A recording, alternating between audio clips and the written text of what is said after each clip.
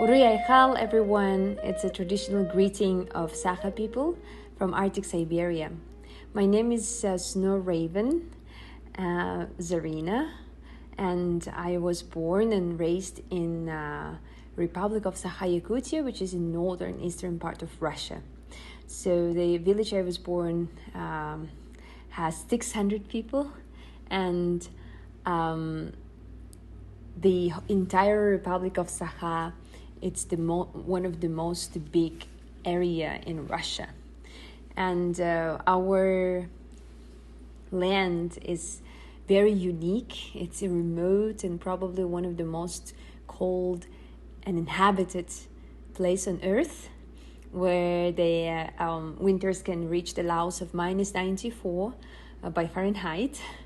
Yeah, it's really severe and very challenging. And the people who live there, they're very survival. And so if I lead you into a little bit into heritage of Sakha culture, is we are horse people, and we are more than 500,000 people right now, and there are minority northern people who are our neighbors, and also they live in our area, so they're nomadic and they're reindeer herders. So entire area multinational, and we have this beautiful nomadic people who follow the reindeers, like Chukchi, Yukagir, Evenk people, Tungus people, and actually the word shamanism came from Tungus culture. The word shaman means a person who knows. So, and it's very important to know the heritage of this word, because our culture is also shamanic, and we have shamans as a healers of people and nature. So a very interesting thing about where we come from is, according to our heroic epics or folk, or some stories, legends and myth, we have some animals who never existed in our area, like lions, cave lions, and saber-tooth tigers, and also snakes, and there is hypothesis that we came from south, but I believe that our area where the winter is cold, the North Pole, we used to know that it is cold, but according to that hypothesis, that the whole area was hot, totally opposite. And that might happen because when planet Earth changes just a little bit one position, and then it can change completely. And so there was something happened with the woolly mammoth who were living 10,000 and 15,000 years ago in our area. And they died in one moment. Something happened. So we have this huge cemetery of mammoth, their tusks sticking out from the permafrost. And so we have underneath of the ground very, very wide permafrost. And that's why our houses, the modern houses, many floors, they are on the poles, the cement poles. It's very interesting to see. And whole water or heating system goes not underneath, not under the ground. It's actually in the air. So, and permafrost is very interesting. In terms of, my people, they still use permafrost as a refrigerator. So we have a deep hole underneath, and it's under the ground, and we store our drinking water as ice cubes, and we store our meat and fish and berries, all the food for entire year, basically. Because during the summertime, when the summer is really, really hot and dry, the permafrost remains, and we, you know, in the hot summertime, we dress ourselves fully with a winter coat and go down, you know, under the ground. It feels like a coming inside of the refrigerator. So in a modern life, we just open the door of a refrigerator and take our food, right? And in my culture, traditionally, and still in my family, we use that under, you know, storage under the ground, and we call that bulus. So my mother and my 3 young sisters, they live in Yakutia and at my grandfather's house in that village. So I really, really miss them, and I haven't been visiting them for 3 years. Unfortunately, every time when I see my dream, everything, all the actions, they happen in my village. And all my friends from America, they are in my village or in, you know, in my house. So, and sometimes I fly as a raven, as a bird, and see my village and my grandfather's house from sky. So it's very interesting feeling to have this deep connection, you know, when you are far physically, you become more close to things what you don't have right now around you. So that's really true. It works, you know. I can feel it in my heart. Thank you. That was beautiful. I'm wondering whether you could start by sharing a little bit more about your name and how you received it and what that means.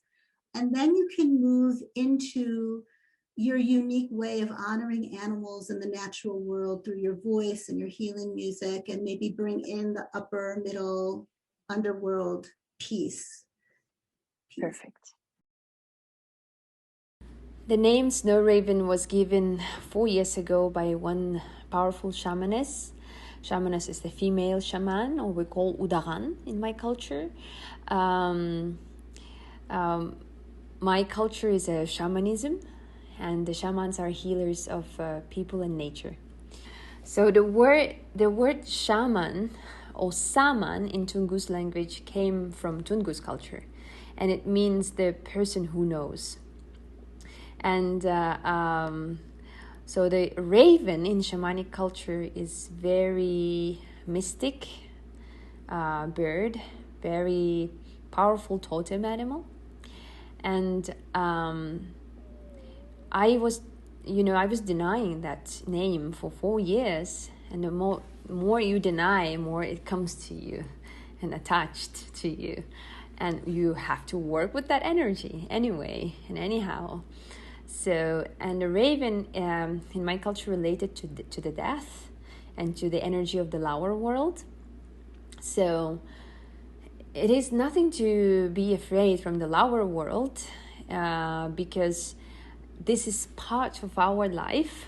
This is how we assign black and white, hot or cold, close or far, or bad or good. They are one, and they have just different reflection. But it's like a dark side of the moon, but it's still moon, right? And in my culture, the lower world doesn't associate with the evil energy. We believe that there are some spirits, bad spirits, we call them abahe. They sometimes attack us and we get sick. But it doesn't mean that we have to afraid from them or run away. Instead of that, we face them and learn how to deal with them. That's how my people survived, being in 6 months of coldness and darkness during the winter time. So otherwise there wouldn't be any Sakha people remain in the Nova days. So, and raven, the reason raven is related to the death is a raven can be in both worlds, like visible and invisible. An invisible world is related to the realm of died people, the, the lower world, the invisible world is related. Invisible world is a dwelling of spirits, the energy we cannot see by our eyes. And we also believe that people's souls are there too. And the raven can be in both of realms. And it's so intelligent bird that can predict somebody's death. And I was afraid, it's just related to like everybody, I think in most of people in this planet Earth, we're afraid from the death. And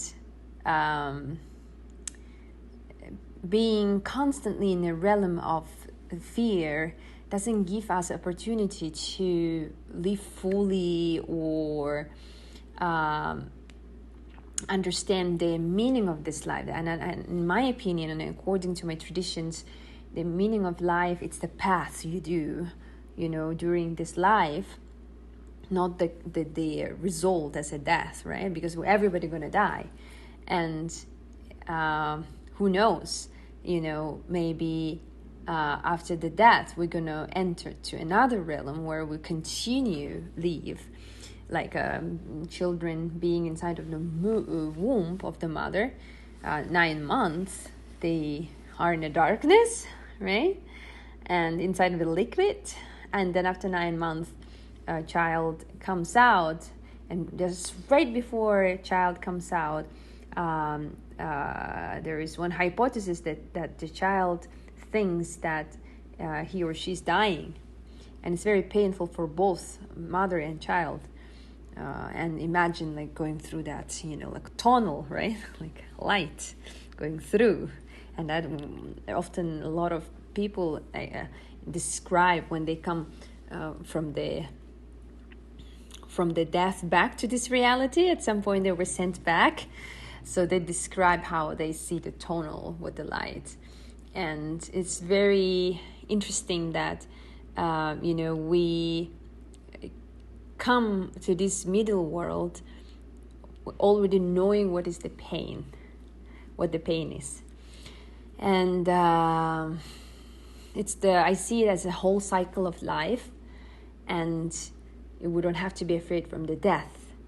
On the contrary, if we honor it and learn how to die in a peaceful state without agony or panic, that will help us probably to transfer in a realm where we belong to.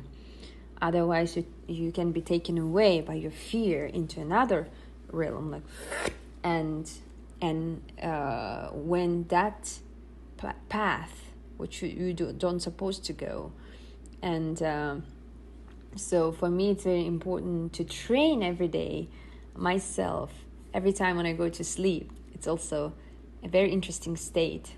It has some flavor of death, because you in this reality you are unconscious and you're somewhere else there in your dream. And so I was denying my name, and when I fully accepted this year, before I went to Hawaii about 1.5 months ago, I felt my wet wings got dry, and I spread it wildly, and I could, fly and soar, soaring and catching the warm flow of the air. So since that time, I provide the ceremonial performances and journey into 3 worlds. According to my culture, we see the whole world as 3 levels: lower, middle, and the higher. So I already talked about the lower world, and middle world, it's the physical world, and people, animals, and birds. So every single plant and tree is They live in this middle world, and we believe that they're alive. And the higher world is the dwelling of 12 deities, and we have 12 sky layers, and each deity is responsible for human problems and challenges. Therefore, we do a lot of ceremonies, and we ask from them to support us. And traditionally, it was taken by, those ceremonies were held by elders and shamans in my culture, working basically with the cosmos energies. And for example, shamans of the 12th sky, they can work with the environment and ask the rain to come when there is wildfires or the dry season, dry summer, and there's no agriculture, no food. They would ask rain to come through the ceremony, and it would happen. So the shamans were really, really powerful in ancient time, and very important people in the community. So the three worlds, they usually, they are all together. In the middle world is very interesting. Middle world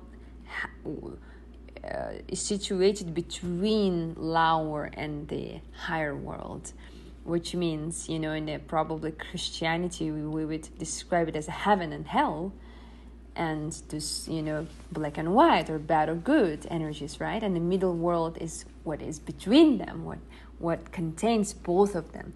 That's why we cannot, deny hell or heaven realm, or say this is hell is bad and hell is good, or heaven is good, because there is no light without darkness. You cannot compare. You cannot live without comparing and everything happening in our world, what we would like to push away or run away, it happens for the reason to see the other side of it. And it's very interesting that how, my people describe the middle world. It's the volatility of, black and white, and it's just comes and goes. It's impermanent and always moves, and we need to learn how to dance in that, in these three realms. That's the wisdom of my people. So maybe you can share a little bit about how you do that dance with your voice and with your body, and how you learn to do that, and the fact that you can make the sounds of the animals and nature. I do a lot of voice exercises, and through the voice I can fall into altered state, and I've learned how human body can be incredible instrument, and singing traditional songs, mimicking birds and animal sounds is really incredible practice to connect to an invisible world. And my grandmother taught me how to sing traditional songs, and my best teacher was, of course, Mother Nature. When I was 3 years old, I used to go to the forest and sing and try to understand the language of birds and animals. And they would answer back, and it was a really good connection to the wilderness when I was a little kid. And still, continue that as my lifestyle, and also in my performances, together with Andres Urumidis from Russia too, but he's from southern part of Russia. I'm from north. Again, two different energies coming together and meeting each other in OLOX as a bridge between our ancestors' wisdom, where I sing traditional songs, and the modern life, where Andres play modern beats. So we have OLOX project for 6 years, and besides that I do healing work. It's I would call that ceremonial journey, and it's really it's working with the frequencies, and wherever it takes me. If I want to work with the lower world energy, which related to our fears, I do lower frequency sounds, and it's like a reindeer breath, for example. I don't know, Zoom, sometimes there's tricky thing in the Zoom, and sometimes it just takes away some certain frequencies, but if I show you, maybe you can have a flavor of that. So the reindeer breath is sound. It sounds like this.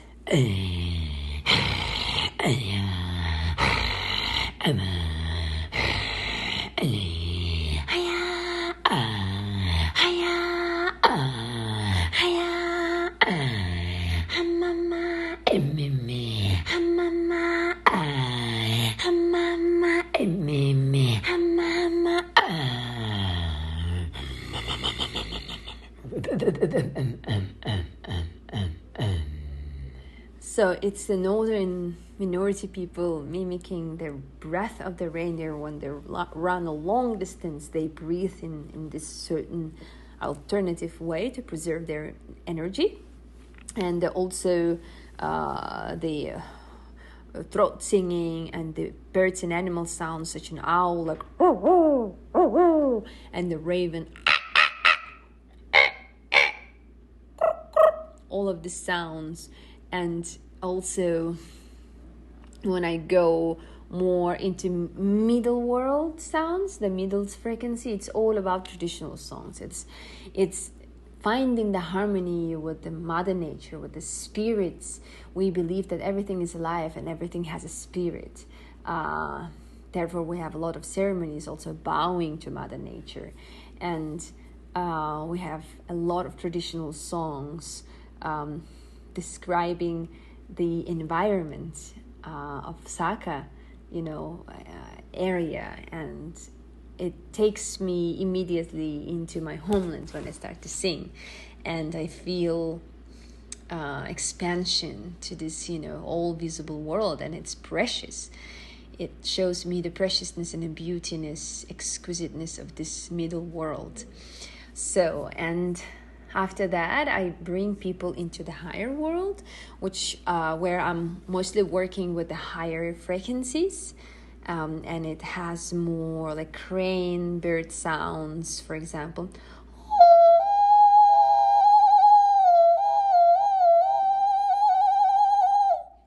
And I sing a lot with prayer songs, like August.